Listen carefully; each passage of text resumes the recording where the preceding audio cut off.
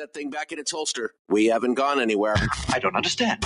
Check out the MichaelDukesShow.com for information on how to get access to the podcast. Welcome to the party, pal.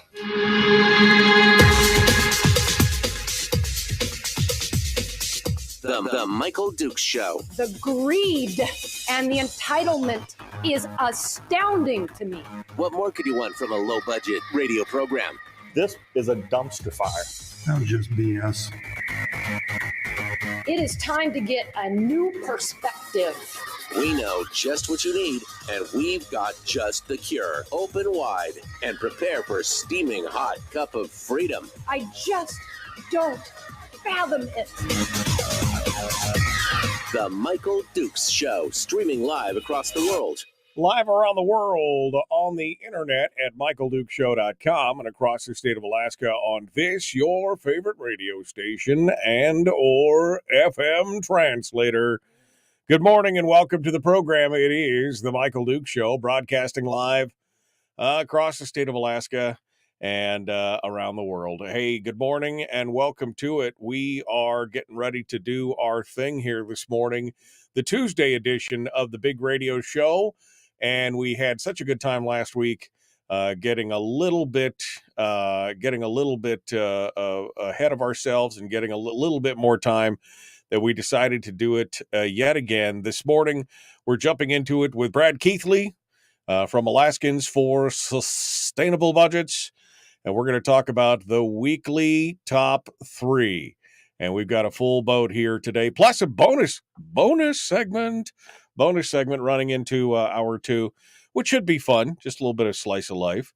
And we'll see how things are going with it. Let's first and foremost, though, we're going to shed everything else, jump all things aside, and jump right into our discussion with Brad Keithley from Alaskans for Sustainable Budgets. Good morning, Bradley. How are you, my friend?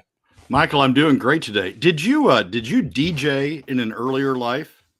Did I DJ in an earlier life? I may have. Why do you ask? Why? Well, your music selection before the show starts. I was really rocking out to it. Yeah, well, I got to tell you that just thanks to Spotify. That's all I can say. It was just thanks to Spotify. My morning playlist here, thanks to Spotify, getting things rolling. So, well, you selected the playlist at least, but it's it was a good one. Oh, good. Well, I appreciate that. Well, Brad, we're ready to dive into it this morning and get things ready to rock and roll. We had several comments last week about how it was nicer to have a little bit more time to discuss. Sometimes we feel like we're mashing those last 2 together, so fast. So we thought we'd get into it. The weekly top 3. I have 3 segments, so let's just break it into 3, and we'll start off right here. So today we're going to start off with Bert Stedman and his red herring. He just has he keeps getting quoted by everybody. All the news media just wants to go to him and see what the walrus has to say. So what do you say here this morning for us? What's going on? I am the walrus. Is that the yeah, exactly. Actually, as I thought about it this morning, it's actually a bootstrapped red herring that he's been pushing. There's an article in Alaska Public Media that comes out of the Sitka public media radio station. The headline of it is Stedman warns against overdrawing Alaska Permanent Fund to pay dividends. And basically it's an interview with Bert where he goes off on, we can't pay dividends because it would overdraw the permanent fund earnings. We can't do that. And I'm going to stand against that, stand in the doorway and protect that from protecting that from ever happening. Well, what he's arguing about is he's arguing 2 things in there, but one of them is that the permanent fund earnings reserve is in danger of being drained. And so we have to cut PFDs because we don't want to overdraw the permanent fund earnings reserve.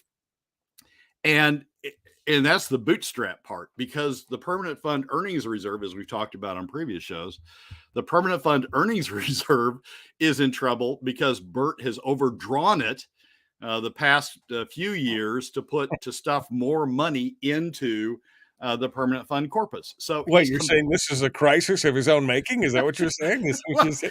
I made the crisis, and now I'm going to. Yeah, I mean, there's some real sleight of hand stuff going on here. Oh, it's. I mean, and he does this all with a straight face, and it's just fact. How can anybody argue with that?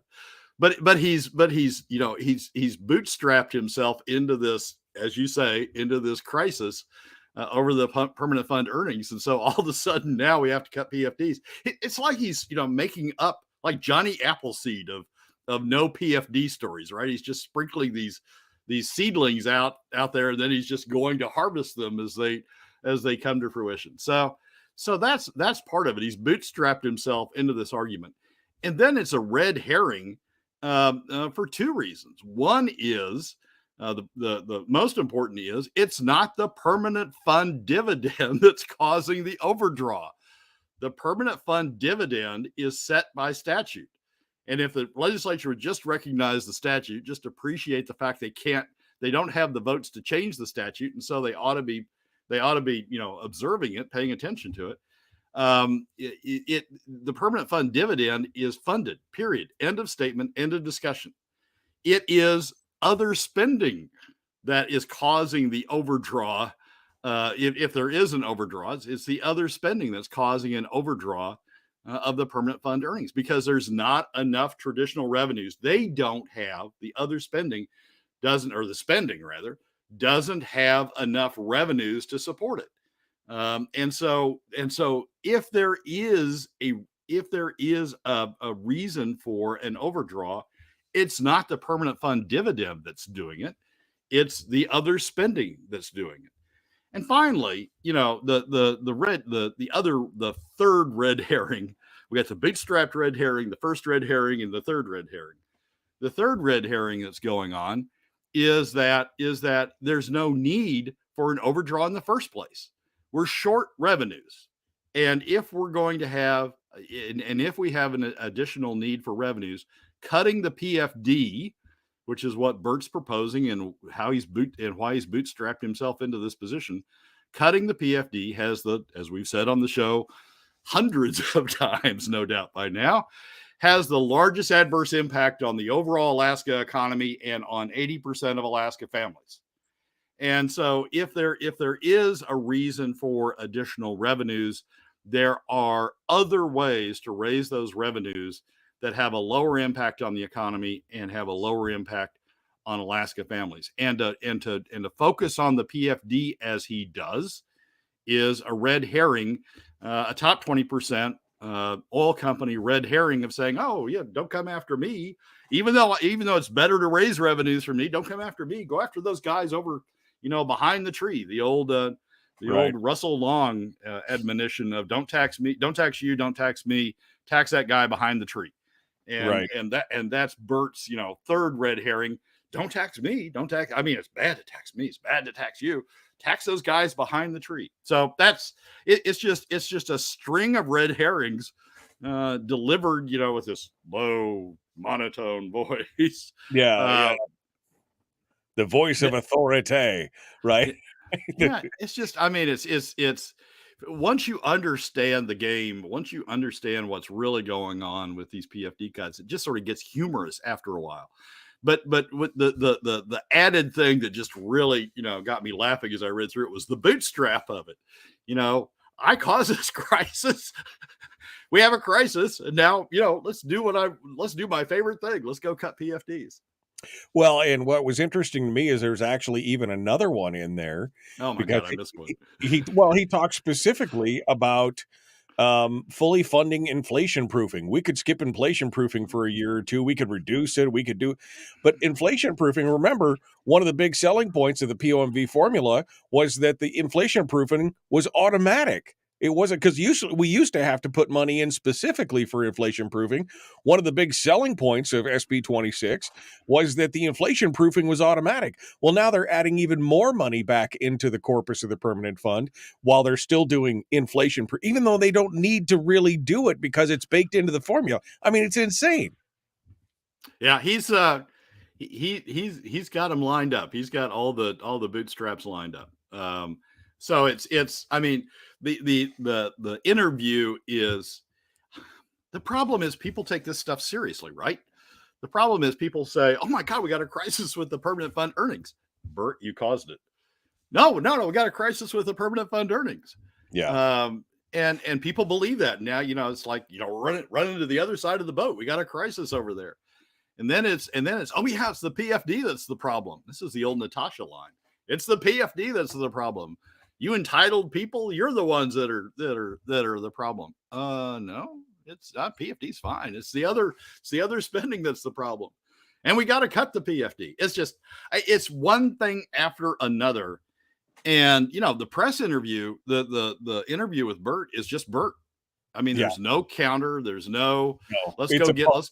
It's a puff piece. I mean, essentially, it's like here's a free microphone. Do whatever you want to do. Yeah, I don't know if he's running for re-election this time or not. I haven't looked at whether his seat is one of the ones that's up, but it's just, let's go. Journalism 101 is let's get both sides. Let's balance. Let's do a balanced presentation. Let's not let one side have the microphone or have the pen and deny it the other side. That's what the op-ed page is for, right?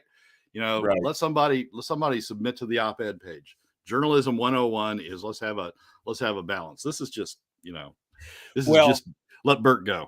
Well, and all these red herrings and all the bootstrapping basically is all leading to one thing. Bert is pushing this idea that we need a constitutional amendment to prevent the overdraw of the fund. Again, locking all that money in there. There's an agenda here. His agenda is to push for this new, he may call it even a spending cap, but it's basically a withdrawal cap from the permanent fund, I guess the corpus of the fund, the earnings reserve, so that they can again control and again keep that crisis point hot by controlling and constricting that money. Yeah, I mean he's trying to remake this fight goes all the way back, right? I mean, it's a fight that the legislature had in the 1980s. Over the permanent fund dividends, a fight they even had in the 1970s over the permanent fund itself, when there was the battle about people who wanted to keep the oil revenues, the excess oil revenues, build skyscrapers all over the place and, fill out the infrastructure by spending all the money after they drained the Prudhoe Bay bonus that they got in 1973. This fight goes all the way back. And Bert's just the latest iteration of the anti-Hammond forces, the forces of that want to spend and want to, control the spending, want to funnel all the spending through the, 21 plus 11 plus 1, the through 33 people, through 33 people, and wants to funnel all the money through the legislature, as opposed to the Hammond forces who wanted to distribute the money out. Let Alaskans have a share Right. of the state's wealth, and use a portion of the state's wealth in the way that they thought the 625,000 now residents thought was the right way to go with using that money. Bert's the old Pequot, the old Hickel. The old forces that wanted to keep the money in government's hands and let government control. It's just the latest iteration. But now he's in a position, people, you talk about changing out the players, and that's certainly important. You want to get to 2111 and one that supports your position. But Bert, as chairman of Senate Finance, is probably the key position that's causing all this along the way. I mean, he's the one that's bootstrapped us into the crisis over the permanent fund's earnings reserve. He's the one that's driven using PFD cuts, taxing the PFD as opposed to a broad-based tax, which would reduce the impact on the Alaska economy, reduce the impact on Alaska family. He's the one who's really, created this. So if you want to, what's maybe more important, as important as changing the legislators, is changing that caucus vote inside the Senate for who's Senate Finance chair, and getting that under control of the Hammond forces, as opposed to as opposed to the historic anti-Hammond forces that want a Right. central Right. control of the money. Well, changing the players is a great idea, and we've done a good job of it across the state. Unfortunately, there's a handful of players that are in positions of power. They have they have the historic knowledge, as to how to play the game. They know how to, what they need to go for. They need what positions. They know what positions they need, and they continue to get back into those leadership positions. And so they're basically running the show, even though we've got a bunch of brand new people in there. They're basically running the show with this institutional knowledge that they have. And, it means that we need to find a way to counter them at their district level and offer some other option. And that's just, as of right now, it's not happening. Whether it's the Gary Stevens or the Click Bishops or the Bert Stedmans, and now the renewed Kathy Giesel. I mean, those are the folks that are all the more big government type, government spend type Republicans. And those are the ones that are kind of holding up everything else. But those finance positions especially are the key to this whole thing. They are, Michael. And we thought we'd had some of that by electing Dunleavy governor, right? I mean, Alaska reputedly throughout the nation has one of the strongest forms of governor, has the line item veto that requires 3/4 of the legislature to overturn him. And not just one body, both bodies in the legislature to overturn him. You thought you had a strong governor, but it turns out we don't have that either. So it's exactly.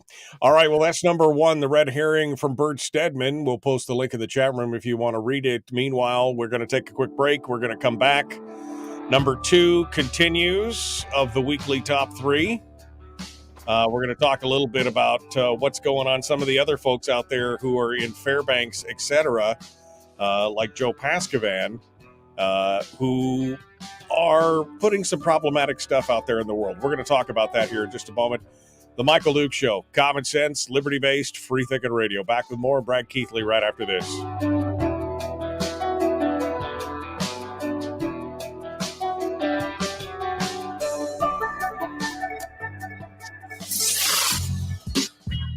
What is that?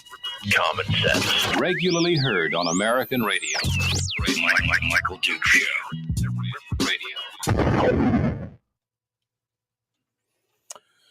Brad Keithley, our guest, continuing now here in the commercial break, talking with Brad about all this stuff. Again, Brad, the thing is, it's like he looks into the camera and says, "I'm just shocked, I tell you, that we don't have enough money in the permanent fund earnings reserve." And I mean, I know we put maybe a bit, and I love how he's so casual about it. He's like, I think we put like a little over $1 billion back in, something like he doesn't know down to the dollar what's going on here. This is a guy that's directing all the traffic, but he's so casual, like, well, I think we put a few $100 million, maybe $1 billion. You're the architect of this whole thing. And he's acting like, well, no, I don't have the exact details, but it's so disingenuous at this point. It's a crisis of your own making at this point. Yeah, when he talks about inflation proofing, it is humorous, talking about we could go a couple of years. You prepaid, Bert. You prepaid inflation proofing. You put $4 billion in one year, you put $4 billion in another year, and those were to prepay inflation proofing. Of course, you can go, several years now without contributing to inflation proofing. But I may let inflation proofing go a couple of years. The problem is that most people don't understand the vagaries and the details of how all this stuff works. And so they're trusting their news media to do a good job to try and get them the pros and cons so they can make a balanced decision and things like that. And then the news media falls absolutely flat on any kind of one side versus the other. It's insane. Yeah, it's it is disappointing. I mean, part of the problem is, I guess part of the challenge is when others from the legislature or when from the governor's office, when they would, if they were confronted with, okay, Bert says this, what do you say? I mean, the answer is we're going to have to talk about taxes. We're going to have to talk about revenues in some form. If we can't get this spending under control, and we haven't, and we aren't, we're going to have to talk about taxes. And and those who are on the other side of this issue don't want to say that word. They don't want to talk about it. Even though you could say, look, PFD cuts are taxes.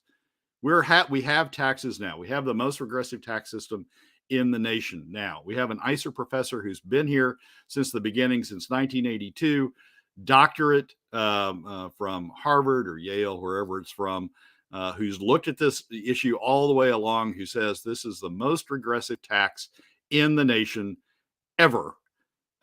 Even though, and we have, that's what we have down. So we're not talking about no taxes. We're talking about a different form, a lower impact, more equitable form of taxes. Even though you have people who could say that, they just don't want to say it. So part of the problem is you don't have people in the legislature and in the administration who are willing to counter Bert by saying the thing that needs to be said. And so, Bert sort of gets free run. And if somebody, if they want to talk to somebody else, you sort of get mush. I mean, you get people who say, oh, well, we need to cut spending. Well, we tried that. And everybody in the state knows that didn't work and knows it's not going to work because the legislature is not going to pass it. So it's tough to find that counter. But and so maybe the journalists have just given up trying. They know they're not going to find one. Well, geez, maybe. I think, I think you're giving him too much credit at this point. I think it's easy to look the powers that be in the eye and say, please tell us, oh wise ones, what we should print at this point, because it's just too difficult to go out and find somebody with an alternate point of view that makes sense. But unfortunately, that's where we're at right now. All right, we're going to be continuing here with Brad Keithley, number 2 of the weekly top 3. We're talking about some of the problematic commentary from folks around the state. Jos Paskavan, specifically up in Fairbanks, who's a former legislator and is going to be joining us, we're going to be talking about that here in just a second. Brad Keithley continues. The Michael Duke Show, Common Sense Radio. Here we go.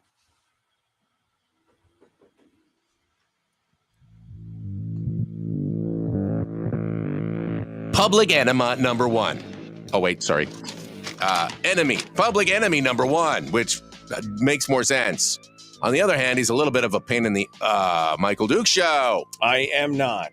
I'm a perfect angel, not a pain anywhere. Well, maybe. Welcome back to the program. It is the Michael Duke Show, Tuesday edition of the show. It is the weekly deep dive, what we like to call the weekly top 3, with Brad Keithley from Alaskans for Sustainable Budgets. He joins us to talk about some big issues that he thinks we need to be paying attention to. We're on to number 2 of the weekly top 3. And in number 2, we talk about the problematic behavior, the problem with Jos Paskavan and others across the state. Joe is a former legislator from Fairbanks, making some commentary here. Brad, let's dive into that. Give me the details here. So Joe wrote an op-ed. Former Senator Jos Paskavan from Fairbanks wrote an op-ed that says Alaska's operating money could be exhausted. The same. We start with the same premise as Bert's bootstrap. Oh my God, we have a crisis in the earnings reserve. Wait, they have talking points? I mean, how does that work? Right.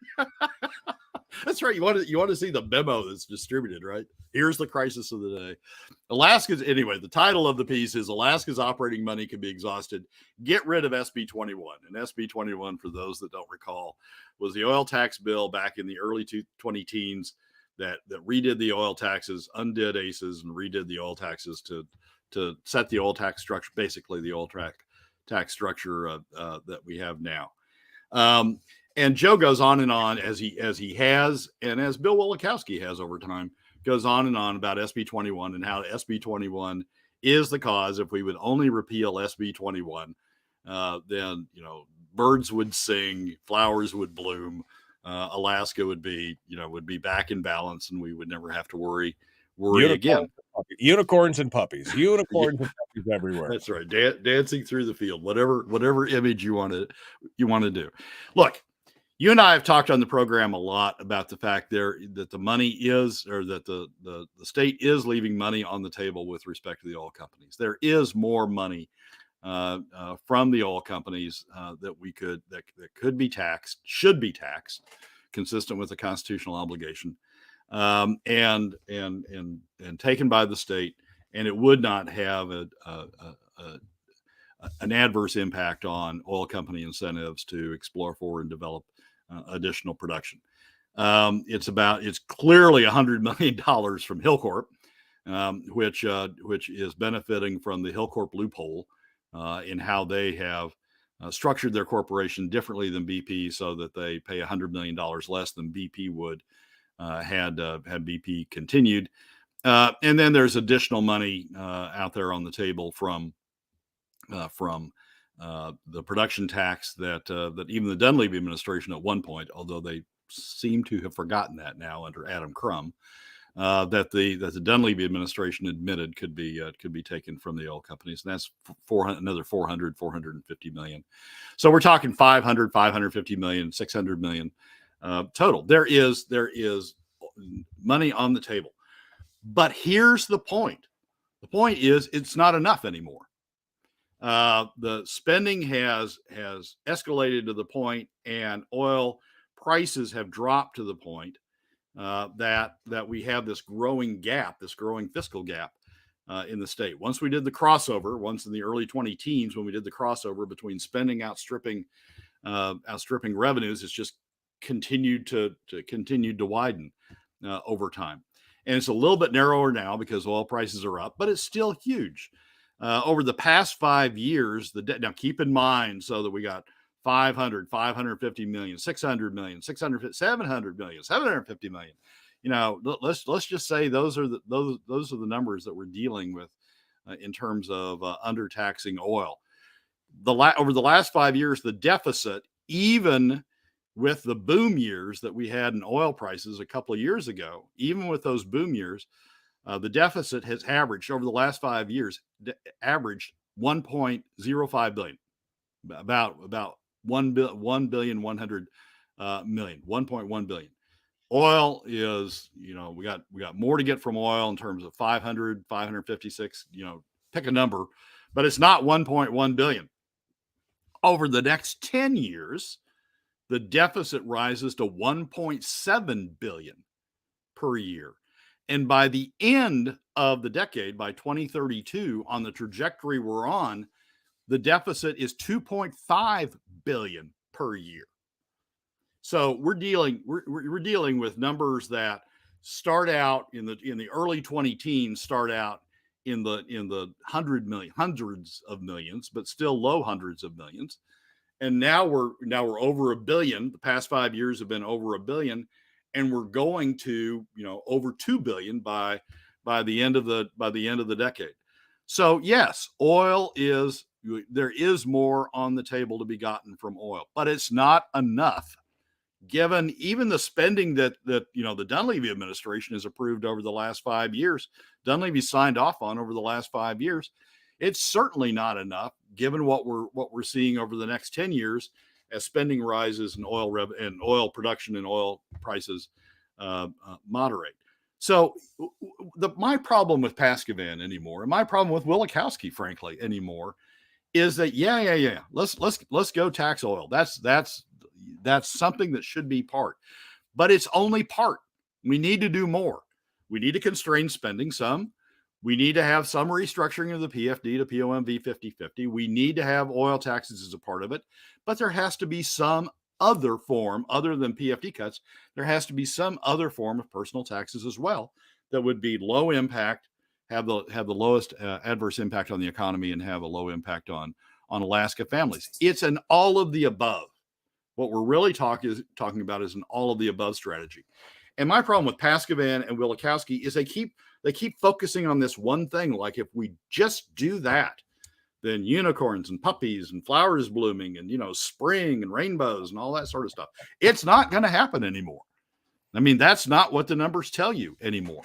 Well, and so Joe needs to get off this kick. Bill needs to get off this kick that it's just this one thing.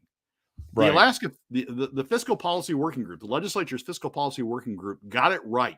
They looked at it in detail. They understood the issue. They got it right. It's all of the above. Right. And we just need to get off this kick that is, if you just do my one thing, we'll be okay. Well, a couple of different things. First and foremost, Wilikowski and others have constantly used a number of, well, we're losing $1.2 billion, right? That's the number that you keep hearing floating around, that there's $1.2 billion that we should be taxing from the oil companies. But based on what you just said, of the projected deficit of $1.7 billion, the 1.2 still doesn't do it all. So it can't just be that on the one hand.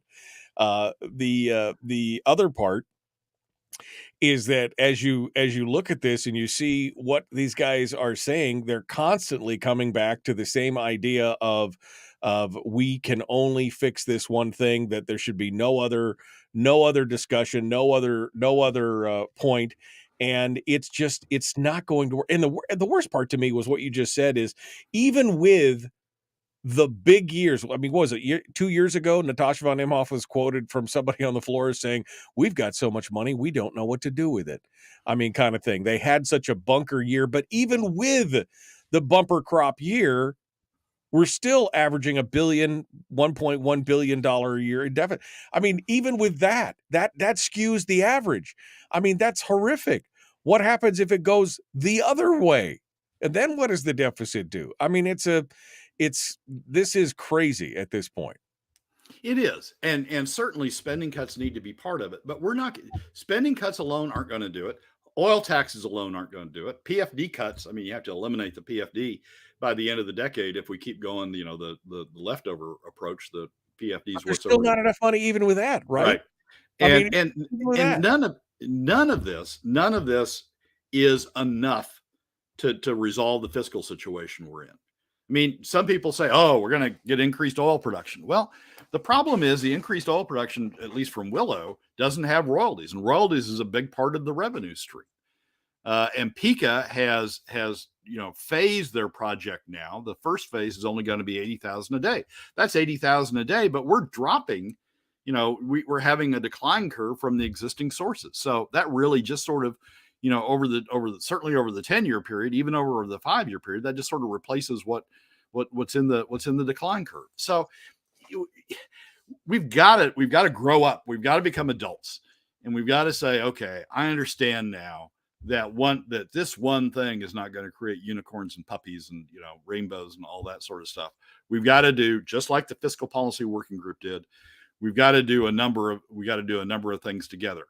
And frankly, people who pick one and say that's the deal, that's what's going to solve this, that's what's going to create rainbows and unicorns and puppies. People who pick one are part of the problem, because they're not using their voice to educate the public that it's an all-in solution, that everything has to be part to get us back in balance. We don't have an unlimited future. We don't have an unlimited revenue stream. Right. We've got to curb our spending habits. We don't, and we can't take it all from the oil companies. There is not enough blood in that stone to take it from. And so we've got to curb, the expectations from the oil companies. We've got to curb the expectations of getting it all out of PFD cuts. And we've got to curb. I mean, I've never argued that we can do it all through taxes. I mean, we've got to do it as part of the all of the above solution. So my problem with Joe in this op-ed really is, Joe, use your voice, use your talents, use your position in the community to educate the public. It's got to be a number of things, as opposed to just picking out that one thing and just continue to hammer on it time after time after time. Yeah, exactly. And again, no one solution is going to fix it. It has to be a holistic approach where you look at everything at once. It cannot be a one single source solution for any of this, which Brad and I have talked about ad nauseum at this point. So, Brad, number 3 is coming right up, and we're going to be talking a little bit about South Central Gas, which is going to be a big deal moving forward. You want to give us a half-sec tease here?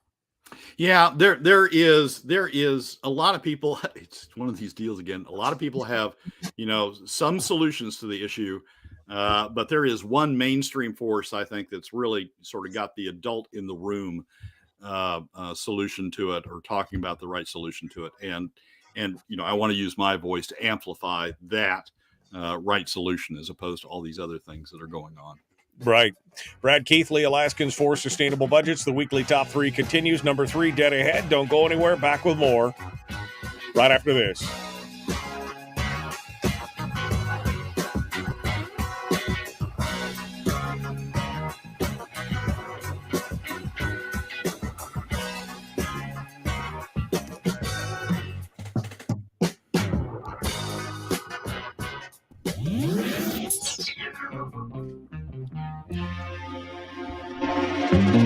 Listened to by more staffers in Juneau than any other show, because their bosses told them to. And after what they just heard, oh man, they're going to be pissed. You're a bad, bad man. The Michael Duke Show.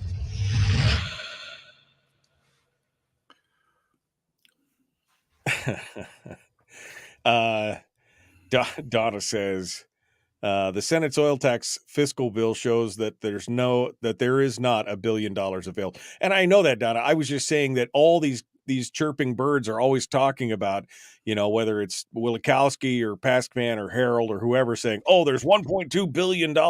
Even if there was 1.2, based on what Brad's talking about here, the future projections of 1.7 billion, it's still not enough. There is no one note solution to this whole thing. It's like everybody wants to fix the whole thing with a tweet. You can't do it in 148 characters.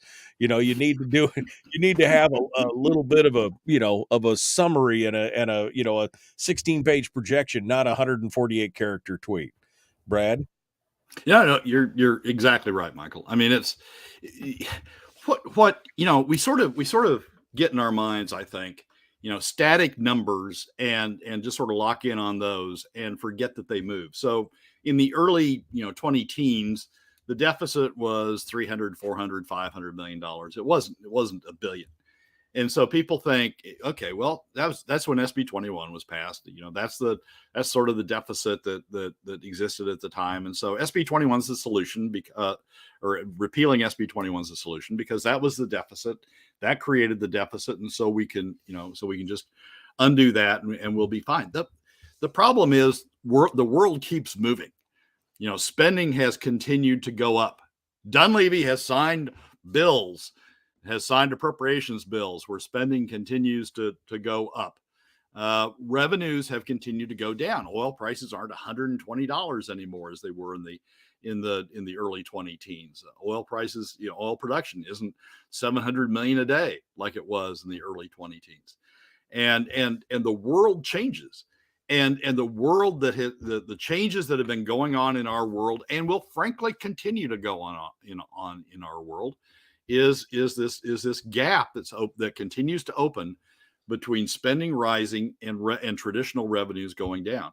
So when we think about solutions, we need to think about solutions that deal with that gap wherever we are in that gap at that point, as opposed to locking in on what the numbers were back in the early 20 teens or the mid 20 teens or even the late 20 teens. We're beyond that world now. And we need to deal with the real world dynamic that's going on as opposed to this past one. So, that's where a lot of this comes from. People just have a memory of, oh my God, the deficit that got created after SB 21 could have been covered by SB 21, so it can still be covered by SB 21. Nope, can't. That's just not the world we live in anymore. And it has to be an all-in solution that includes in part, as the Fiscal Policy Working Group said, includes in part spending cuts, but includes other things as well. Again, that's not to say that you're not necessarily a fan of SB 21. I remember we've had plenty of discussions on that back and forth over the years. It's got issues, but again, no one note solution will fix what we have going on here. Yep, exactly right. And I got to give credit again. I think I've done it a lot, but I'm going to give credit again to the Fiscal Policy Working Group. They understood They studied it. They focused on it. Ben Carpenter and Mike Shower and Shelley Hughes and Jonathan Kreis, Jonathan Christ Tompkins, JKT. Jonathan Christ Tompkins. I mean, Hoffman. I mean, they understood the issue and they got their arms around it. The problem is, you go back to the rest of the legislature, and the rest of the legislature says, no. Oil taxes can do it, or PFD cuts only can do it, or some other one note solution can do it. Adam Wool was great. Well, that was the opinion of those legislators. My opinion is if we just revise oil taxes, we can do it. The Fiscal Policy Working Group dug into the issue, understood the issue, got the solution right. We need to keep going with that solution. People who then veer off on these one note tactics, I just think are undoing the progress the Fiscal Policy Working Group made and putting us farther back than we were then. Yeah, well, and that's the problem. I mean, I think Adam Wool's opinion was a microcosm of what's going on. Too bad all these guys got together and spent a good chunk of their summer going over and doing all this stuff from both left and right, but totally bipartisan, some of the most polar opposite people you can find in the legislature. They came together and unanimously kumbaya'd and said, these are the things that we need to do. And everybody else was like, oh, that's your opinion. Wait, we were specifically hired or put together to do all these things. That makes no sense whatsoever. Anyway, all right. The bell just went off. I have it muted quite a bit. So we're 20 seconds out right now, getting ready to rejoin the radio. Brad Keithley is our guest, the weekly top 3. We're coming up to number 3 about South Central gas and more. The Michael Duke Show, common sense, liberty-based, free-thinking radio. Like and share, like and follow. There's only 11 people who've liked the show today or shared the show. Maybe liked and shared. Like and share. We got to do it. Here we go.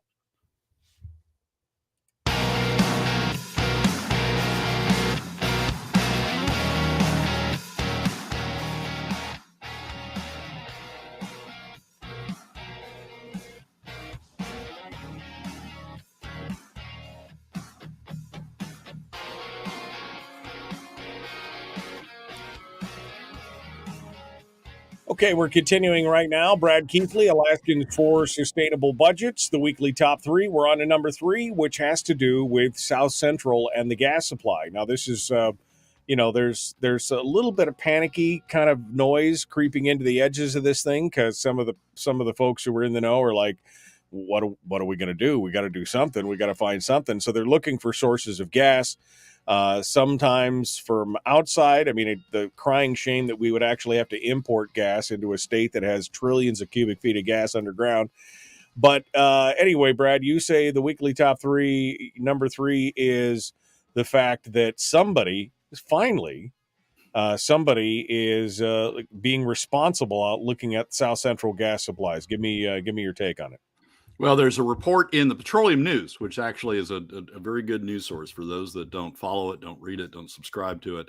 Petroleum News Alaska is one of the sources that I sort of check on every day. And there's a headline in it that says, new report supports importing of LNG to fill Cook Inlet gas supply gap. Now, the headline's a little misleading because it implies that that's the only solution. It's not. It's not what the report actually says, but it is part of it. Here's the deal. As we've talked before on the show, Hillcorp has told customers of Cook Inlet gas, which are really used to be Chugach, and the municipality of Anchorage is now Chugach Electric Corp.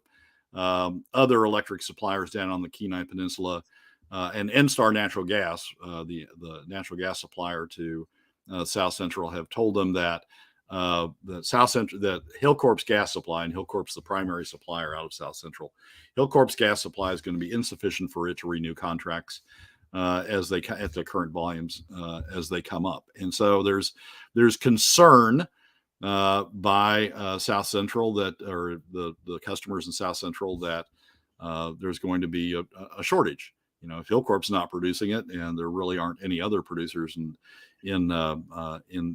from Cook Inlet gas, significant producers from Cook Inlet gas, then what are we going to do? And it's a legitimate concern. But people have been looking at it. There's a working group composed of the utilities from South Central, Matsu, the Matsu Electric, Chugach Electric, Homer Electric, and NSTAR that have been looking at the issue, have hired consultants. And there's a recent consultant report from Black and Veatch, one of the primary gas consultants out there, energy consultants out there, that talks about the solution.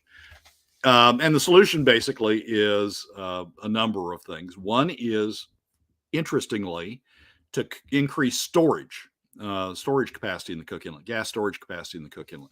One of the problems of gas is you produce, the demand is fairly low in the summer, particularly in Alaska. It's fairly low in the summer, and then it spikes in the winter, and then goes back down on the other side and is flat again in the summer, lower again in the summer. Now, gas, however, doesn't produce in that same characteristic. Gas from the Cook Inlet and other places produces on a fairly even basis.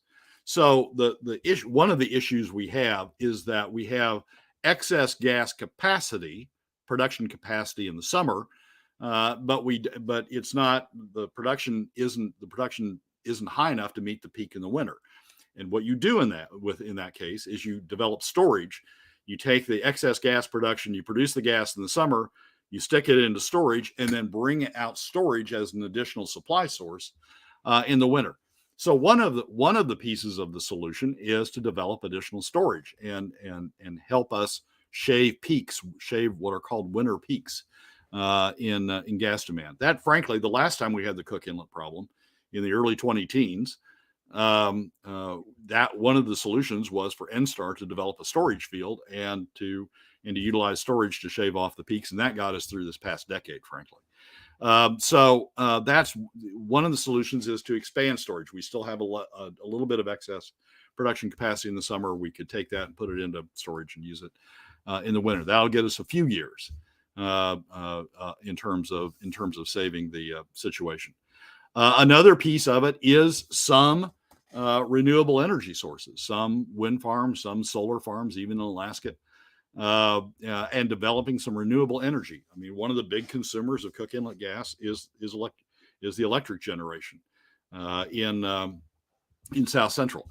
And so another piece of that is to develop additional sources of electric generation using renewable sources. And the state's spending a lot of money. The feds are spending a lot of money to develop those sources, but those aren't going to come on fast enough, and those aren't going to be big enough to offset the problem created by the Cook Inlet decline. So you've got two pieces there. You've got a little bit that's covered by gas storage. You got a little bit that's covered by renewables. A third part of the piece, the consultants say, is the proposed Hillcorp sale to Fairbanks of natural gas to Fairbanks, piped down in a short pipe from the North Slope trucked down, actually, LNG trucked down from the North Slope to Fairbanks. Fairbanks, interestingly enough, Fairbanks is sort of dependent on Cook Inlet gas in part by wire. It's electricity generated in South Central that's then transmitted up to Fairbanks and used to meet Fairbanks' supply. The rail belt, right? Right. A part of it is LNG that's trucked out of Cook Inlet LNG that's trucked out of Cook Inlet and up to Fairbanks. So part of the problem part of the solution is to get Fairbanks off of that, is to reduce the Fairbanks piece of that by bringing the Hillcorp LNG down from the North Slope down to Fairbanks. But that still doesn't do enough. So what's the other piece of that? And frankly, it's fairly creative thought. Another piece of that is what they call floating LNG. And that is an LNG regas facility that you don't have to build on land, not a big kit. It's a floating barge that is an LNG regas facility. You bring the LNG up to the LNG tanker, up to the floating barge, and then you regas on the barge and you bring it off. Two things about that. One is you're not putting in sunk costs. You can barge in the floating LNG. You can barge out the floating LNG plant when your need is over. If you satisfied it some other way, so you're not putting in a lot of sunk costs. And the second piece of it is additional supply into South Central, and I think that's been fairly creative thought. Floating LNG, by the way, is how Europe has met its increased LNG demand as a result of the Russian cutoff, as a result of them cutting themselves off from Russian gas supplies, which was their primary supplier.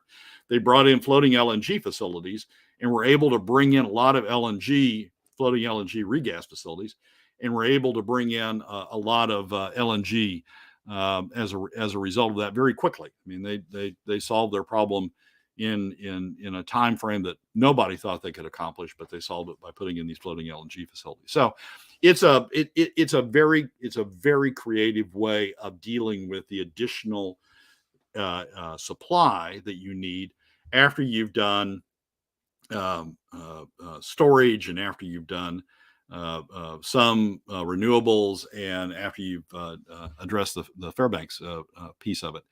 But we've got people who are going, I mean, like the fiscal plan, we got people who are going off. I mean, Wielechowski has said, the real solution is to force Hillcorp, to invest more, to develop more supply that we think may be out there in Cook Inlet, or to, force additional production out there by, forcing additional producers to either join the fray or to develop additional supplies that people think they have behind pipe or that are reachable from their facilities. Well, good luck with forcing anybody to invest additional money to develop additional supply out there. We got other people who say renewables are the only solution, the only thing we need to do.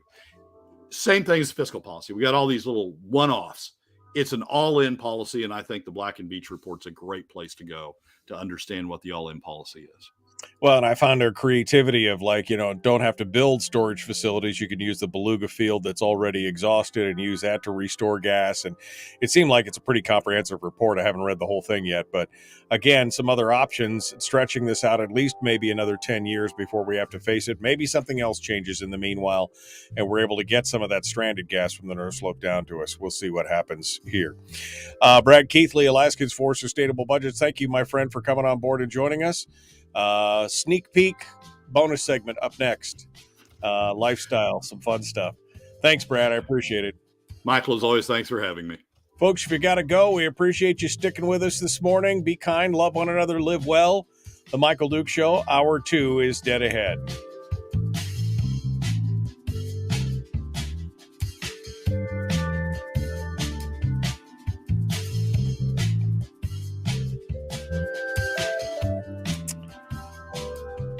I mean, again, some of the interesting parts of this report, just with the expansion of the storage, they could, again, push the gap, the gas supply gap, to somewhere near the end of this decade, maybe even into halfway into the 2030s, which would give us, again, some more time to have new technologies developed or some other kind of change. I mean, it just gives you more options to push it down the road a little bit. To have more options to look at as you come back. Yeah, I agree with that, Michael. And storage is certainly, I mean, as I say, that was a big part of how we addressed this issue in the early 2010s. The last time we had a Cook Inlet crisis, the state poured a lot of money into exploration or production incentives into the Cook Inlet. I mean, we had a lot of oil and gas tax credits that we poured into it. That helped a little bit, but the big impact was out of storage last time, and it's good to see that we still have the option of expanding the storage. That there's still excess production capacity in the summer that we can convert into storage and convert into winter deliverability. So it's good to see that as well. But you read these op-eds that people write. I mean, the renewable community is all in on let's spend a whole bunch of money developing all this renewable capacity. That'll get us out of the problem. Well, no, it won't. Right. And Wielechowski's all in on let's force the oil companies to invest more to develop additional supply. and that'll get us out of the problem. No, it won't. And even storage it has its limits. I mean, at some point, there isn't enough excess capacity in the summer, excess production in the summer to fill the storage. To put in storage. Ben Carpenter makes the comment. He said, consultants highlight renewable energy as an option because 1, governments are willing to subsidize it, and 2, it wouldn't be politically correct to omit it from the list, which is, I mean, there's a whole argument to be had about the creation of renewables and what does that actually cost in the long run? What's the real sunk cost of that, and what does it take? That's a whole nother. It's a whole nother show, but I mean, it's definitely interesting. The trucking from Fairbanks has always been an interesting thing. They used to truck up gas from Anchorage when there was excess production. Now they're going to be trucking it from the North Slope. Do you think that they would truck it all the way to Anchorage? Would they create some kind of spur line from Fairbanks to Anchorage, or would they truck it all the way down? What do you think? Physically, you can truck it all the way down. Here's the problem is, as the Cook Inlet declines, I always get into these, declines and increases. Declines and inclines. And he's talking with his hands again. He's but as Cook Inlet, it really goes over really well in radio, right? To talk with hands.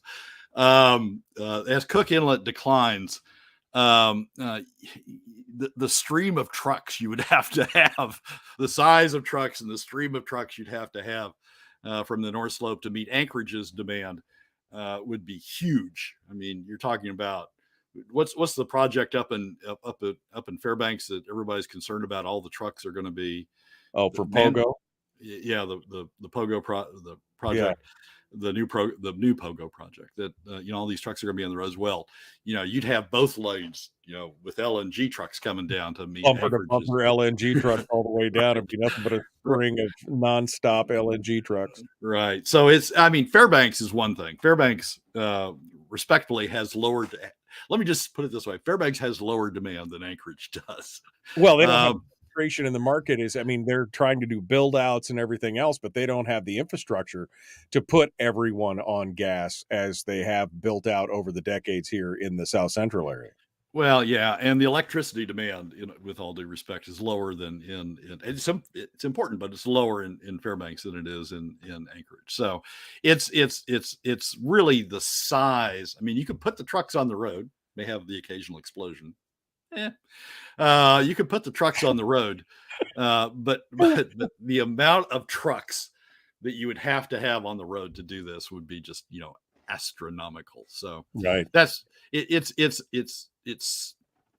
if we go into a blackout crisis, maybe we can get some trucks down here and shave off the peak of the blackout, but it's not a long-term solution. If you put a floating gasification rig down somewhere, like you were talking about on a barge, couldn't you create a liquefaction rig up on the North Slope and boat it around from the North Slope down? I mean, would that make sense rather than over the ocean all the way from somewhere else? I mean, I don't know. Is it feasible? I have no idea.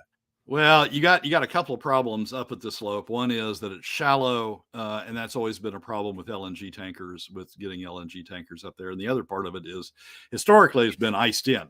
Now the ice is less of an issue, but you still got an issue during a significant part of the year. You still got an ice issue up there, and you got the shallowness issue. So it's worth continuing to think about, but its economics and its size. I mean, you got to get enough gas into South Central to meet the Anchorage demand, to meet the electricity demand and the natural gas demand.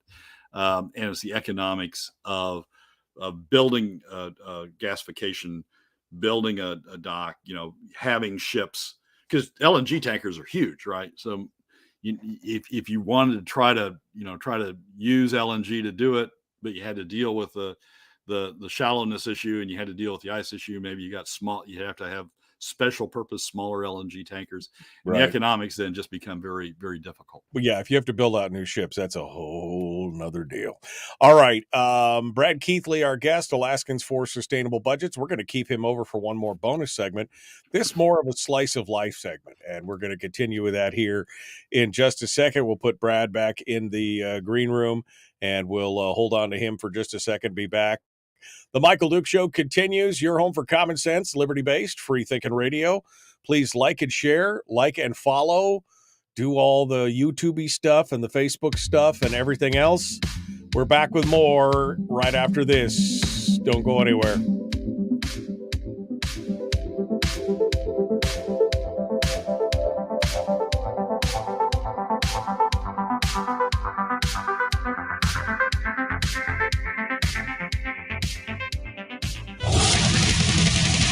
Whoa, buddy. Put that thing back in its holster. We haven't gone anywhere. I don't understand. Check out the MichaelDukesShow.com for information on how to get access to the podcast. Welcome to the party, pal.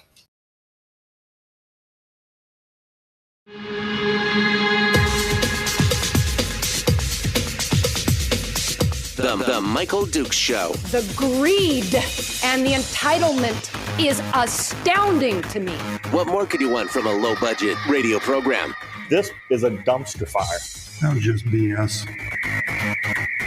It is time to get a new perspective.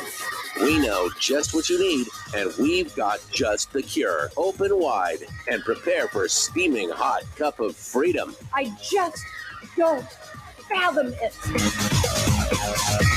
The Michael Dukes Show, streaming live across the world. Live around the world on the internet at michaeldukeshow.com and across the state of Alaska on this, your favorite radio station and or FM translator. That's right. Hour 2 of the big radio broadcast. We just finished up with Brad Keithley from Alaskans for Sustainable Budgets with the weekly top 3. If you missed it, don't forget you can catch it on the podcast wherever you find good podcasts or mediocre podcasts, wherever that is. My favorite is Spotify, but you can find it on CastBox and iTunes and Stitcher and Google and TuneIn Radio and all those other places as well.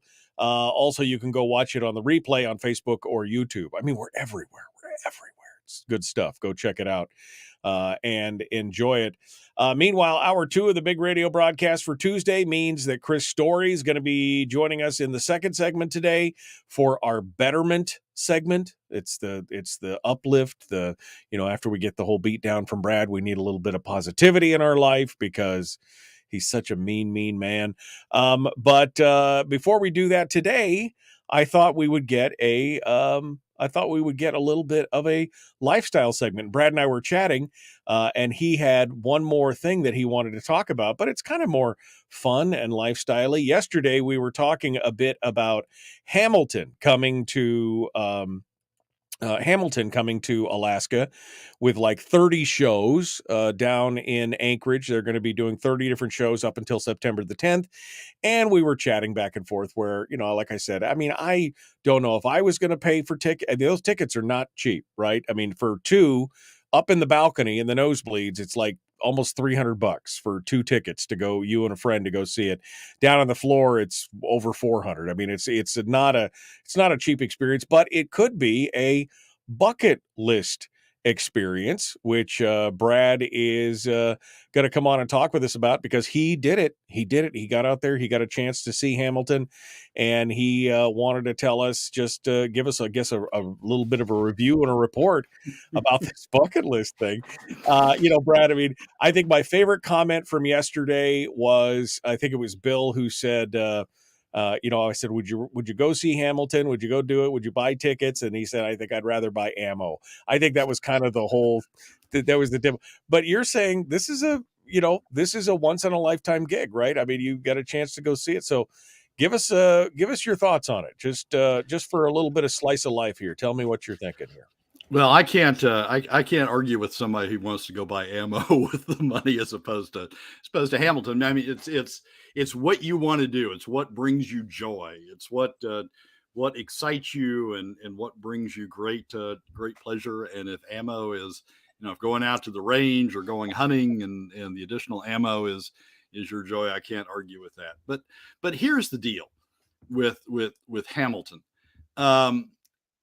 The production that we have in Anchorage is something different, something I haven't seen in, I've been around Anchorage, in Alaska since the early 90s. And it's something that is entirely different for Alaska and for Anchorage. I have traveled a lot in my life. I love theater, love live theater, and I have, watched it in Anchorage over the years, watched it in Fairbanks over the years. In fact, college productions. I've traveled, as part of my travels, I've gone to New York, I've gone to DC, I've gone to London, which, has wonderful live theater in the West End of London. I've gone to Toronto, which is sort of the Canadian version of New York. I've gone to Seattle, which is the stopping point for a lot of shows on their way to Broadway as they sort of work out the kinks and watch them there.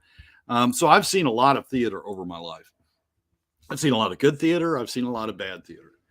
Anchorage over the years has had sort of mediocre theater. It's had, some great local productions, but when you bring a national production into Anchorage, what's often happened is they've pared down the cast, they've pared down the sets, they don't use they pare down the orchestra, or they use recorded music as opposed to live music. And it's been good theater in the sense that it's a theater experience, and frankly, live is better than recorded Right. for me anytime. But it's not been. I mean, I would never tell anybody that the theater that we've seen in Anchorage historically is as good as the theater in New York or Chicago or London or any of the great theater spots out there. Because that's economy of scale. I mean, let's face it. That you got a base of a million people versus a base of a couple 100,000. It's obviously not as going to be as good without all the accoutrement and all the extra stuff. Yep, exactly right. Here's the change. I went and watched Hamilton. I went to see Hamilton Sunday night, and I was blown away by the quality of the production. I've seen Hamilton on Broadway. I was there the week after Mike Pence was, is my claim to fame in that regard. Mike Pence went early in the production, and I was there the week after and watched the early Hamilton production when Lin-Manuel Miranda, the creator of Hamilton, the lead, the person who played Hamilton in the early shows, was still performing. I saw the quality Hamilton production on Broadway. The production in Anchorage is every bit as good as that. The actors, the voices, the set, the music, the orchestra, all of it. The performance is every bit as good as what I saw on Broadway, and that's astoundingly different for Anchorage. It's something that Anchorage has not had. And it's the result of a partnership between the Anchorage Performing Arts Center and the Nederland Association that puts on these sorts of scale quality productions in Chicago, historically in Chicago, and they own a bunch of theaters in New York. They own some theaters in DC. They own some theaters in London. They have historically put on these quality productions, and as a result of this new partnership between the Performing Arts Center and that organization, they've brought this production to Anchorage. Now, I'm going to tell you, I don't know how they can afford it. I don't know what the economics of this are, because to pay the number of actors, the number of performers in Hamilton, and it's huge. It's a huge number. To pay those performers the scale they have to pay to get that quality of performance, to pay to ship the set up here, to pay the orchestra, and they've got a full orchestra behind it, to pay the orchestra. I don't know how, even at the ticket prices that they're charging. And by the way, there's discounts available. So, yes, that's the ticket price, but there's discounts out there if you look for them. To pay that quality of performance and to make it economic, I'm not quite sure how they're doing it. Right. Um, What's the secret here? How did you make money on this deal? Yeah. So, maybe there's a whole segment to be done on how they did the economics and why it Well, worked. I got to be. But I'm not gonna argue with it. Yeah. Well, I got to be honest with you. I was impressed by the logistics of this because there's been several articles over the last couple months about how they barged up like container loads of set dressing and props, and they flew a bunch of stuff up on the airplanes. And like you said, the expense and the lift to get everything here must have been enormous.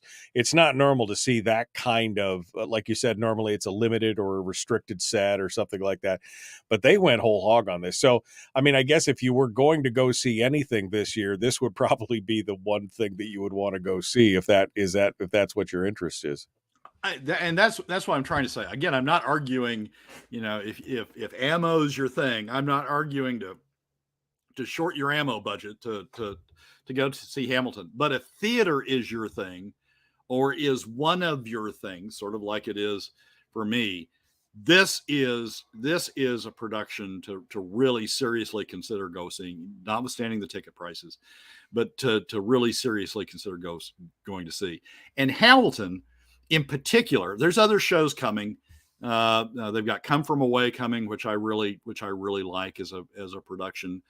They've got Six coming, which is a musical that's still on Broadway about Henry VIII's six wives. And they've got other productions coming that are good and that I am sure I will go see, because theater is one of my big things.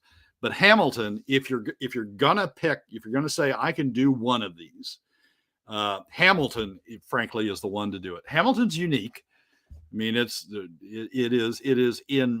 a musical. Part of it is in rap. Part of it is. I saw that. What? It's in rap? I mean, yeah. Part of it is in hip hop. Part of it is blues. I mean, it's sort of spans the musical genres, which is one of its geniuses, because what Miranda was able to do is tap into markets that previously hadn't, been excited by theater, because the typical musical isn't something that attracts them.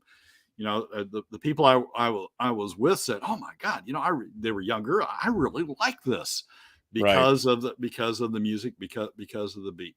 And Hamilton's just it's a great story. It's a historic story. It's a biography of Alexander Hamilton, and some people might think that's pretty blah, but the way it's been done in this performance, in this production, makes it fairly interesting. So that's the reason Mike Pence went. I mean, Mike Pence went because it was Alexander. A lot of people went. I mean, I'm not poo-pooing it. A lot of people went. I'm just, again, I'm trying to justify the $300 or $400 to go see it, but it is a bucket list kind of performance. And the PAC, the Performing Arts Center in Anchorage, is a good venue. It's a large venue. It's got I've seen a lot of great shows there, live music usually, but this could be a really a good one-time opportunity for folks. And it's a big production. So when you talk about, seats in the balcony and the nosebleed section, sometimes you think, well, I'm not going to be able to see it. Well, it's a big production. It takes up the full stage. And there's always a lot going on. I mean, the dance, the choreography of this alone is worth just focusing on that alone for big segments of the show is worthwhile. It's so it's a big production, and from the balcony, the sight lines are really good in the Performing Arts Center, and you don't feel like you're in the nosebleed section. The sound in the Performing Arts Center is good. The challenge here, the first time I went to see it, I didn't realize, stupid me, I didn't realize it was hip hop and rap. And the opening numbers are hip hop or rap and hip hop.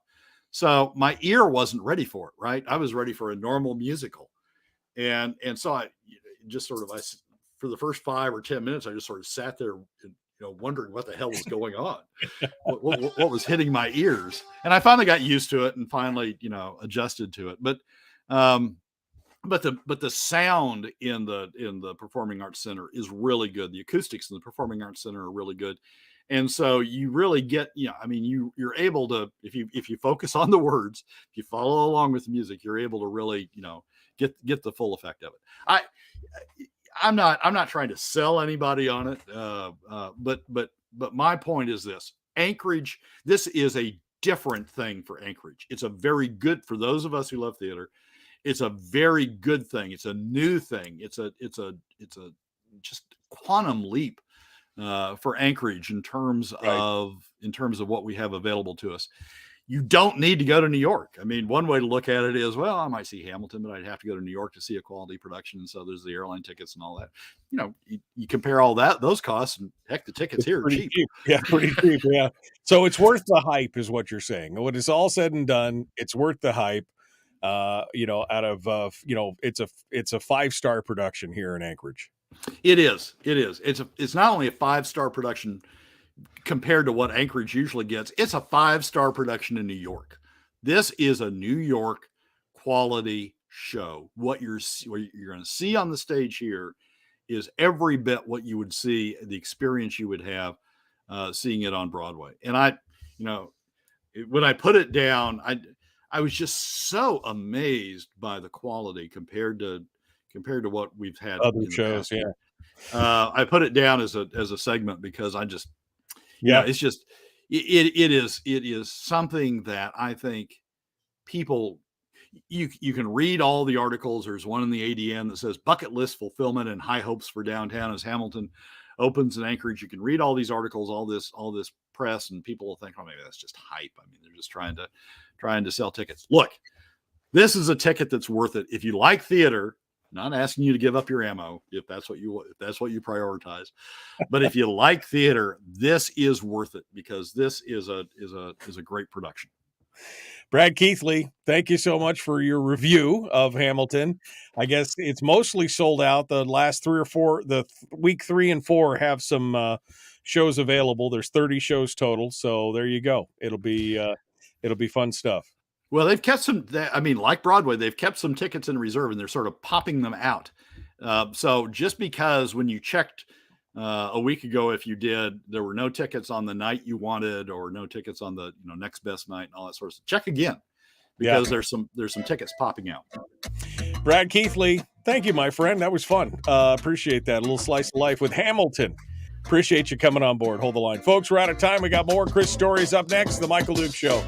Common Sense Radio. It's the Michael Dukes Show. Why not take a quick break?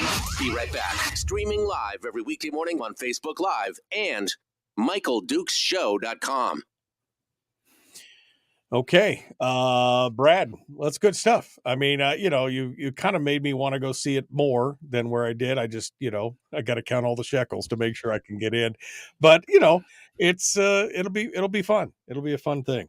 Well, give Terry as a project or give yourself as a project looking for discounts because there are various discounts. I mean, Alaska Airlines was running some sort of discount for the people in the 49 Club, which is, like all Alaskans can be in the 49 Club. Yeah, for free club. Join the free club and get some discount tickets and stuff. So there's various discount opportunities and I look for those. But if theater's your thing, it's boy. And you were ever thinking that, maybe someday I'll go to Broadway. There's a lot of reasons to go to Broadway. There's a lot of things about New York that are nice, and going to see a show on Broadway is its whole experience. But if what you're really focused on is Broadway quality production, this is it. Let me tell you, you've got it right here. All right. Well, we'll see if I know Terry says she's taking her mom on Thursday here in the chat room and some other folks. So we'll see. We'll see if folks want to go out and see it. But thank you for giving us the one up on it. We appreciate that. Brad Keithley, Alaskans for Sustainable Budgets. As always, my friend, it'll be Brad Keithley Reviews from now on. Music and theater from Brad Keithley. It'll be fun stuff. All right, my friend. Thanks for coming on board and joining us. We appreciate it today. Michael, thanks for having me. All right. We'll talk to you again soon. All right, folks. That means we got to jump into this here. Let's see if we can get Chris' story. I'm going to do this early in case I break my stuff. I hate it when I break my stuff. Let's see if we can get Chris. Oh, hey, look at that. I got some sound there. Let's see if we can call Chris' story and get him on board here. Willie Waffle's been replaced by Brad Keithley. Possible, very possible. Let's get Brad. Let's get Chris going on here. Uh-oh.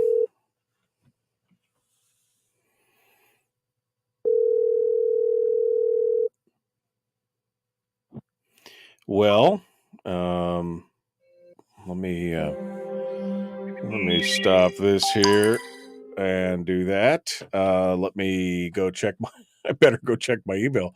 See why Chris is not answering the phone. Maybe he sent me an email, said he wasn't going to be here today, and I just missed it. We'll see what the story is here from Chris. The story on Chris Story. He said on Sunday, this next week. Oh, yeah. So Chris Story's not available today. Apparently, I missed this email, or I thought it was next week. I'm going to be unavailable this next week. So, okay. Well, so it's not Chris Story. So it's just you and me, baby. You and me. Look at that. We'll continue on, and we'll keep things rolling. Should I open up the phone lines? Sure. Why not? Let's do that. Let's open up the phone lines and see what you have to say, and we'll get things squared away for that. Now that we got into the whole, I was looking forward to the Chris Story segment because it's again not quite so political, and but now that we've done that, maybe I don't necessarily want to go back to politics at this point, right? Oh, okay. Uh-oh. Why am I not hearing the phones? Oh, so much problems here. Okay. Well, I guess we're not doing the phones because something broke. Something broke. Oh, there we go. Nope, that's right there. Yep, that's right there. Nope. Okay. Phones is broke, so no phones for today. We'll be back here. Do I want to leave? Yes, I want to leave. All right, so we're going to take a quick break, or we're going to come back from the break, rather, and we'll kick things off and continue the Michael Dukes Show, common sense, liberty-based, free-thinking radio. Like and share, like and follow. Let's do it. Here we go. Jumping back in now.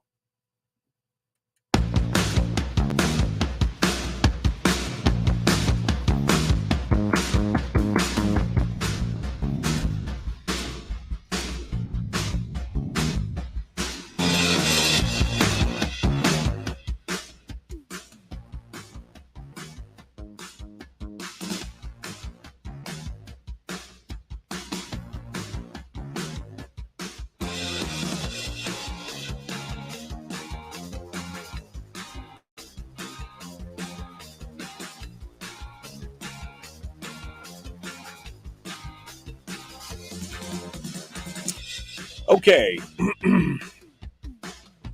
Well, I apparently missed an email from Chris who said, by the way, I'm not going to be here this week. So it's just you and me, baby. Just you and me for the final two segments of the show. Barbara said earlier, maybe Willie Waffle has been replaced by Brad Keithley. Maybe Brad can do all of our entertainment review. Although Brad is more of a live music, live theater thing than a streaming or whatever, but that would be fun. Anyway, Chris Story is not going to be here for this segment, so I thought I would throw some things out there. Maybe do a little good news. Donna has asked me in the chat room to talk about the new Audible book that I just did.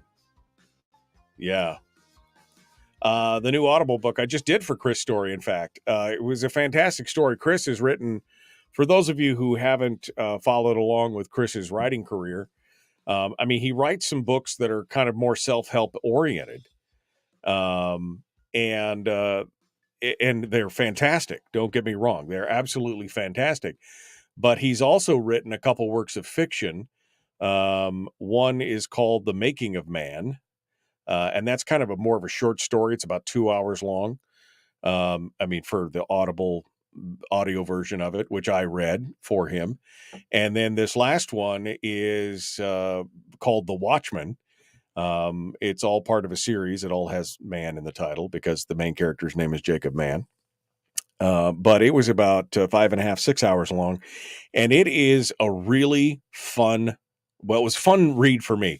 It's dark, it's brooding, it's got twists and turns, it's got mayhem and murder and all kinds of stuff. It's just a really fun book.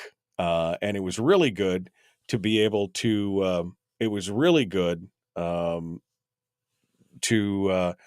be able to do the auto. I just kind of let my hair down. I let my freak flag fly, as it were, portraying all the characters in that book, including the bad guy, the antagonist, not the protagonist, and the antagonist. It was really a lot of fun. It was a great book, and definitely had some dark twists and turns in it, which I find interesting. But the book is available up on Audible right now. If you haven't had a chance to go take a look at it, you can just Google or just put Chris Story in the Audible search bar, and you can find it there. Or put The Watchman with 2 N's, Watchman with 2 N's.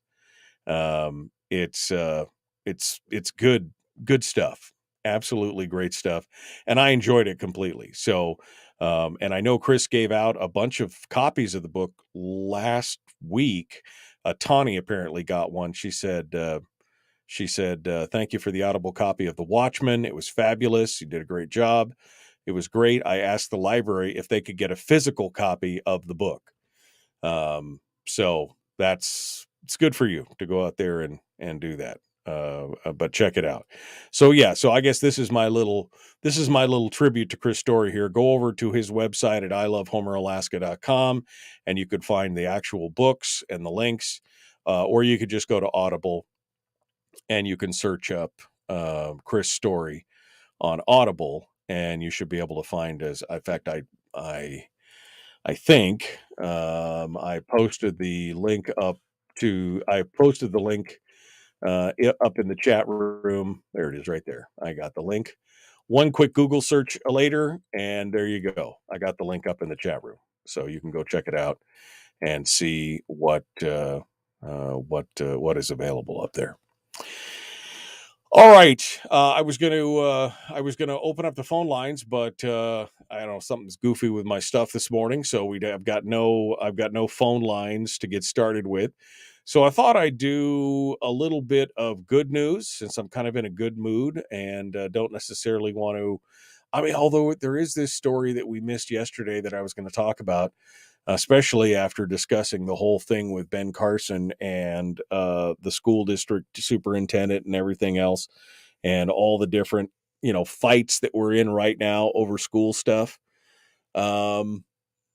I guess maybe I'll talk about this and then I'll come back with I always like to finish on that good high note of whatever it is that we're talking about.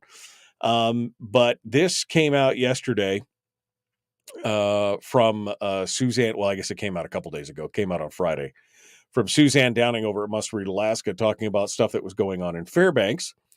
And they're talking about, in a unanimous decision, the Fairbanks Board of Education approved a policy this week that affirmed parents' rights to opt their students out of lessons that they deemed inappropriate, which could include topics such as birth control, gender ideology, or critical race theory. The policy, titled Parental Involvement in Education, solidifies the stance that parents have the authority to guide their child's education in alignment with their own personal beliefs. The policy ensures parents can withdraw their children from activities, classes, tests, or programs without penalization, as long as the students fulfill the necessary graduation requirements. A key aspect addresses content related to human reproduction or sexual matters. The school district will be required to provide 2 weeks' notice to parents for any activity, class, or program involving such content. The provision offers families ample time to decide whether to opt their children out of those specific components. The implementation of this policy aligns with the school district with HB 156, which was enacted back in 2016, which mandated that school districts permit parents to opt their children out of particular programs, classes, and activities. While they have the right to opt their students out, it's made clear in the new policy that school employees remain available to answer questions from students on any topic. So they still, anytime that they, if the child asks the question, the teacher can still answer those questions. The policy reinforces the longstanding practice of Fairbanks schools, which have allowed parents to opt their children out of specific lessons for years. But now, while exercising their rights under the policy, parents and guardians are required to express their objection each time they wish to withdraw their student from an activity, class, program, or assessment. Categorical objections or complete withdrawal from all activities are not permitted. However, students who are withdrawn by their parents will not face penalties, and any absence stemming from parental objections will be excused. It's not intended to hinder the child's learning experience, but to provide parents with a means to actively be involved in their child's education. Which is, I think that's a solid tack to take. This is a solid policy to put in effect for parents. Apparently the Fairbanks School Board gets it, that the parents want to have the ultimate say in what's going on with their children, which again, not a bad thing. I will go on my micro rant about, if you want total control of your child's education, then homeschooling them is the way to go. But I know that some people just don't have the wherewithal, the personality, the whatever it is that they don't have, that they don't want to do that. And I understand that. So this is good for everyone in that regards, giving parents the ability to have more fundamental control over their child's education. And I think that's a great way, because let's face it, it seems like a lot of ways, many of these places are making it up as they go along when it comes to the education. Look what's going on in Anchorage. The Anchorage School District began school yesterday, and they began implementing the 1 hour late starts for elementary and middle school. They're calling it PLC Mondays, which stands for Professional Learning Communities. It's a district-wide effort to give teachers a weekly time to plan together in hopes of improving the educational experience for students. So in doing so, they start Monday schools 1 hour late, which, I guess good for them, but what does it do for, all the parents that are, they have a schedule, and this 1 day a week, they now have to modify their whole schedule for this 1 day a week to make it happen.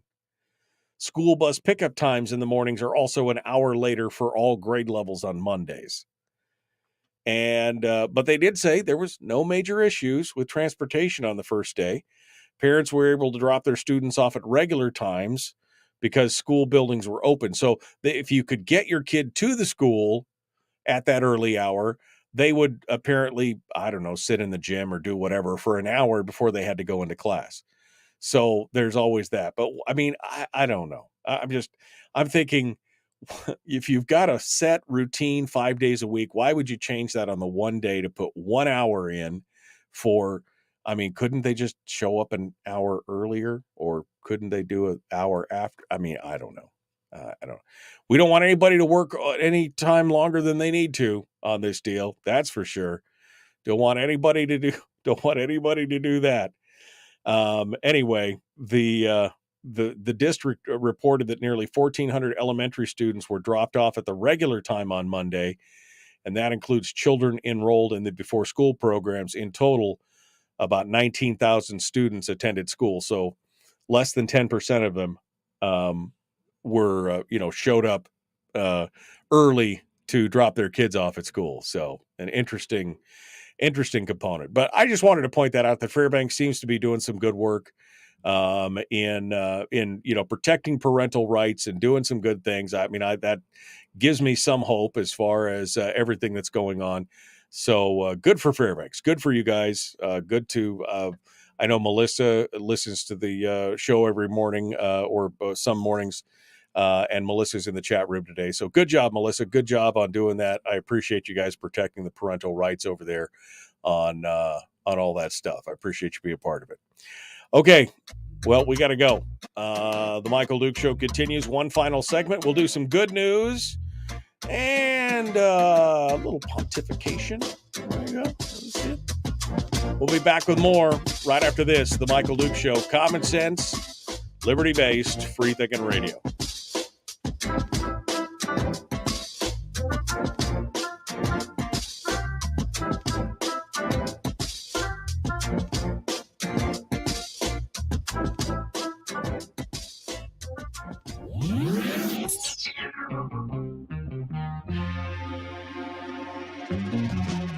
Running on 100% pure beard power. Oh, also some coffee. We dip our beard in coffee. Ha, nice beard. The Michael Duke Show.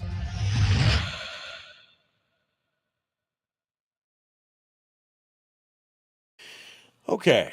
Whew. All right, let me go back over to where I was at. Here. See what you guys have to say. Okay.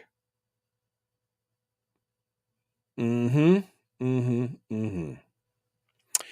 we hear you read from the memories part of one of Brad's book? The memories part of one of Brad's books. I guess I'm confused, Chris. Which book are we talking about? What are you doing? Let's see. All right. No brain surgeon welcome, just drag queens. Melissa said, yep, we did that. Melissa's part of the school board in Fairbanks. Okay. It's actually from state stat. That's what I was saying. I read that part. So, okay.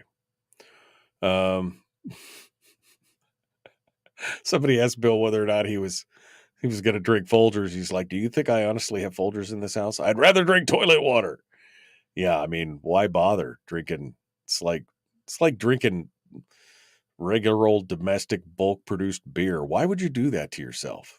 I mean, I'm going to have something that's craft distilled. I want a little more something put into that. Okay. Matsu started that crap last year. It's a freaking joke. The real purpose. What? Oh, Matsu started that stuff. Apparently the 1 hour delay thing. The real purpose of the stupidity is to teach the teachers how to teach. And that's straight from a teacher. Don't they know? I mean, don't they have like degrees and stuff on how to teach? Do we need to spend an extra hour a week teaching the teachers how to teach? That's, it's weird. Jennifer says, well, I'm glad the policy is in place, but that policy has been in place and I've never been notified ever one time. I'm also a tutor for the district and I've never been notified of that policy professionally. This, I think, was the difference. From what I'm reading between the lines here is that before you always had the option, but now the key aspect is that they're going to get the 2 weeks notice on this, that is the that's the big part of this, is that you're going to get the notice, is what I'm reading here in the article, Jennifer. So I'm hopefully that's right. Hopefully you'll start getting the notifications now as it goes through. October 3rd. October 3rd is the municipal elections in Fairbanks. Is that what Randy's saying? Yep, October the 3rd. Okay, that's right. Okay. Brian says, next contract I write for Umi at birthing, I'm writing no Folgers in the contract. That's right. Just bring a bag of your own ground stuff, man. Life is too short to,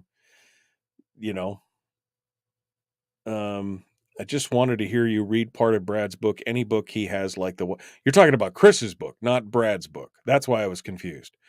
Any part of Chris's book, like I have the Watchmen. Well, I mean, I can give you a little short taste of that right now. The Watchmen sample that's available on ACX. The stand of spruce was tightly packed with thick limbs drooping down to the low ground. Visibility beyond the edge of the parking lot was non-existent. Walking closer, I stepped as lightly as possible. Snap.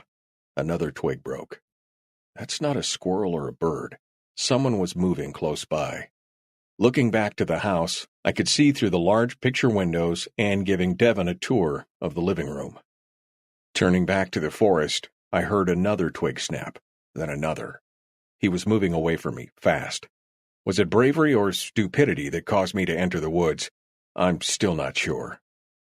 Once inside the stand of green trees, I could make out a small clearing about 50 feet ahead. Lifting the heavy limbs out of my way, needles poked my hands and slapped me in the face. Realizing the folly of my predicament too late, I heard more snapping of dried limbs. Only the sound was getting closer. He was moving towards me, moving faster. I crouched lower and was practically crawling by the time I entered the clearing. Looking up, I saw the beautiful blue sky and felt a sudden sense of relief that almost instantly turned into sheer terror. Slowly, vertebra by vertebra, I stood. Gaining my footing, I was about eye level with a massive grizzly bear. He was not more than 20 feet in front of me. On all fours, his giant bucket of a head was level with mine. We locked eyes. That's just a little part of it. If you want to go back, you can listen to the full sample over at audible.com. That was just a taste to tease you in the long run there. All right, so we got some stories here. What about the two houses? Are the two houses real? We'll have to ask Chris that next time. We'll have to ask Chris next time he's on to see what that's all about. They might be. You never know.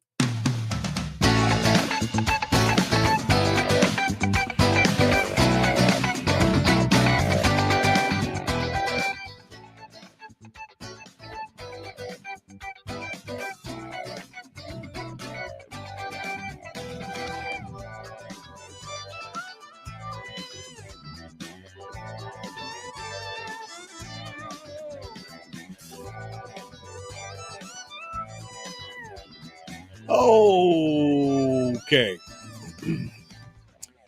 You ready for it? Let's get into it. Let's do the good news segment for the show this morning.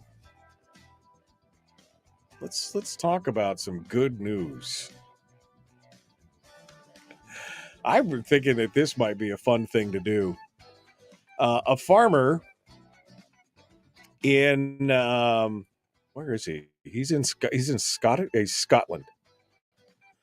A farmer in Scotland grew 250,000 sunflowers after discovering that they would survive in his northern climate. Then he created a massive trail that brought visitors from as far away as Australia. Crawford Niven, well, that's a heck of a name. Crawford Niven first came up with the idea for a flower-lined pathway 3 years ago and began planning for its eventual fulfillment on his farm in Glauburn Farm near Perth, Scotland. The 26-year-old admitted he was skeptical at first that sunflowers would flourish so far north. He said, I didn't think they could grow in Scotland. Or, as he said in his thing, I didn't think they could grow in Scotland.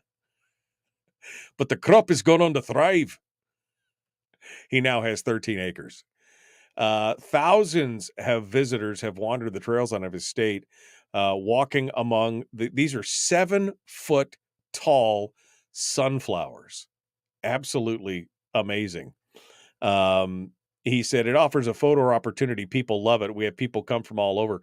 Last year, he created a trail in the shape of Scotland in the field, but this time he decided to go with a more natural, random pattern. He posts his videos to YouTube, and I'll post the links up on to the good news story in the chat if folks want to go out and read it.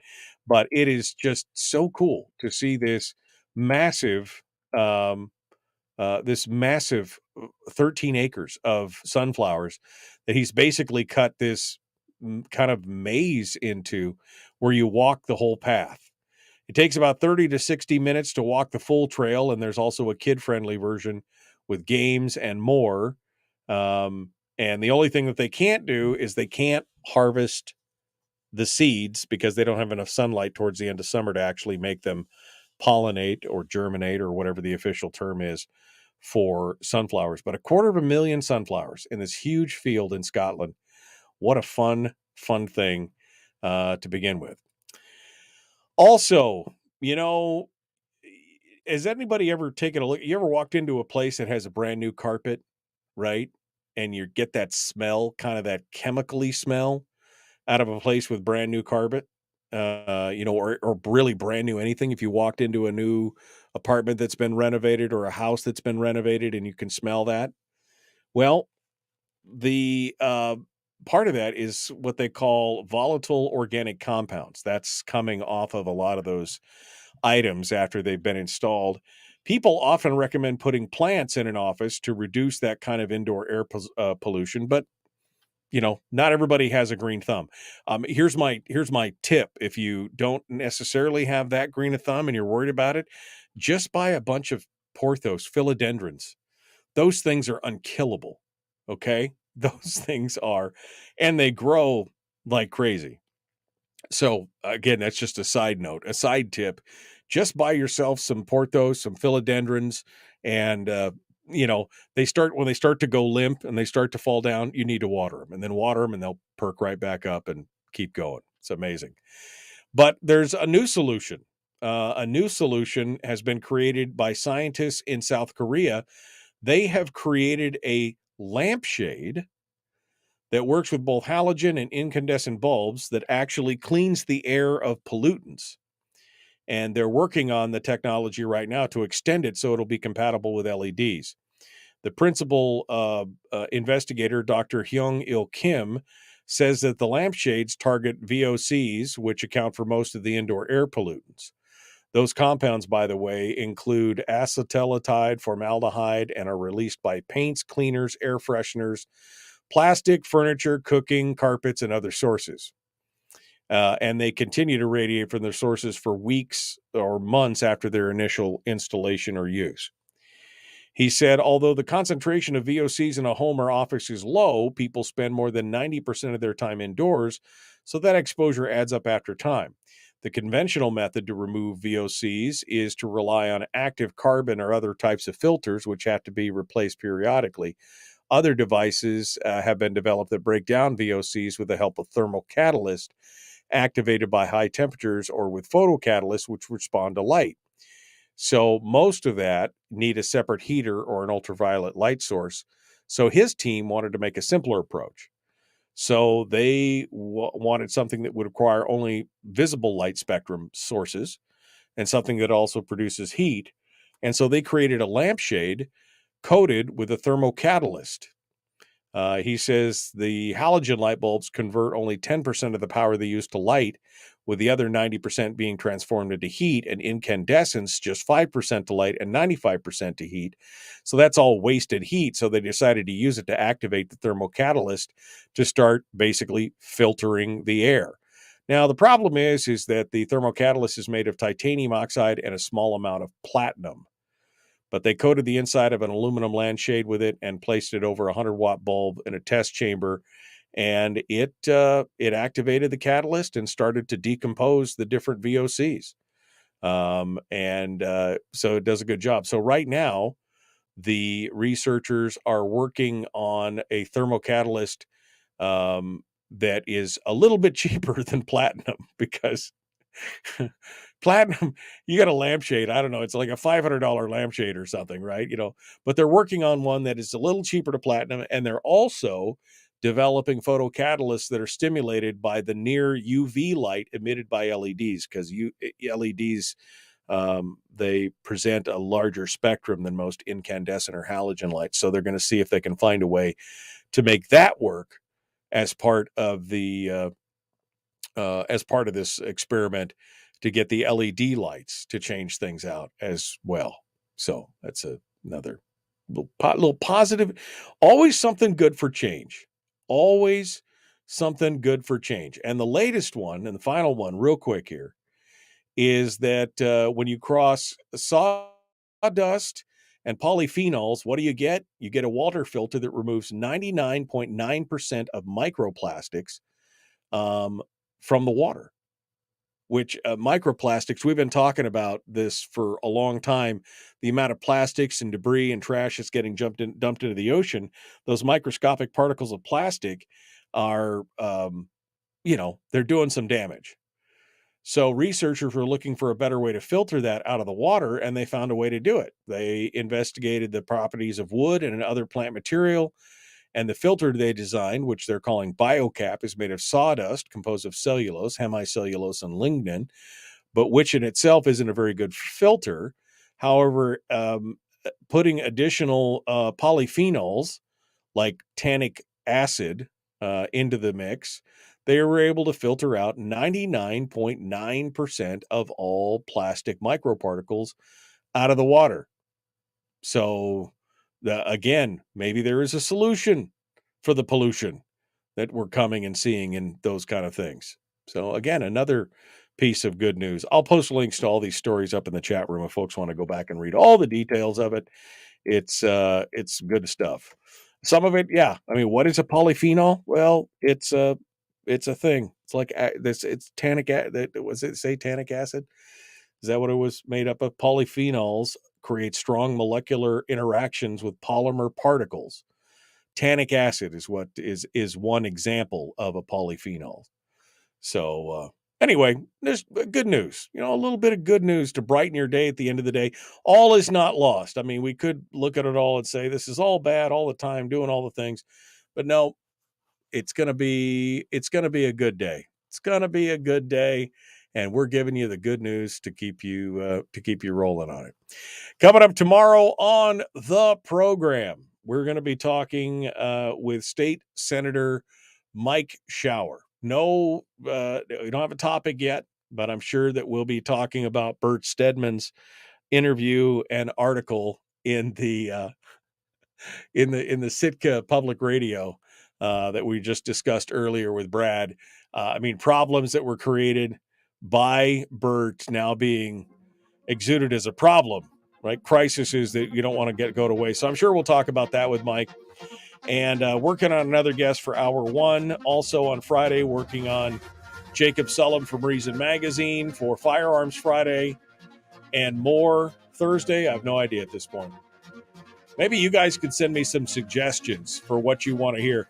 I'm still working on a list of Alaskan authors. I want to bring more Alaskan authors on board to talk about some of this stuff. So maybe we could do that as well. But send me an email, me@michaeldukeshow.com, if you'd like to drop me a line and tell me what you think. me@michaeldukeshow.com, or just go to my website, michaeldukeshow.com, and you could click on the contact button there and send me a link. All right, my friends, we're out of time. Be kind, love one another, live well. We'll see you tomorrow. The Michael Duke Show.